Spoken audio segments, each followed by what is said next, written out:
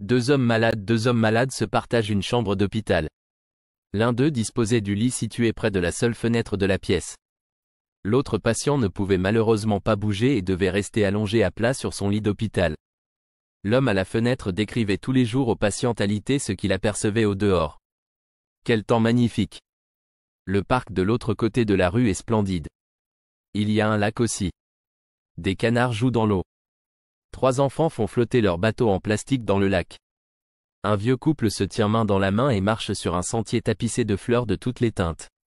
Au loin, on peut apercevoir les gratte-ciel de la ville. L'homme à la fenêtre décrivait chaque jour à son compagnon de chambre ce qui se passait dehors. Ce dernier fermait les yeux et se représentait alors les scènes extérieures, à la manière d'une peinture.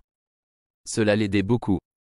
C'était même thérapeutique et ça l'aidait à ne pas céder à la morosité de son quotidien. Des semaines passèrent. L'homme à la fenêtre mourut un soir dans son sommeil, paisiblement. 2 jours plus tard, le patient alité demanda à changer de lit et d'être déplacé près de la fenêtre tant aimée par son précédent voisin de chambre. L'infirmière s'exécuta et fit le nécessaire.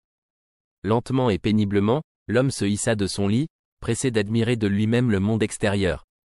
Quelle ne fut pas sa surprise lorsque ses yeux se heurtèrent à un mur vide. Puis il appela l'infirmière et lui demanda « Comment mon voisin pouvait-il voir toutes ces choses qu'il me décrivait ?» L'infirmière lui répondit que cet homme était aveugle et qu'il ne voyait même pas le mur. Il voulait seulement égayer la journée de son compagnon de chambre. Morale de l'histoire: il n'y a pas de joie plus grande que celle de rendre heureux les autres sans retour.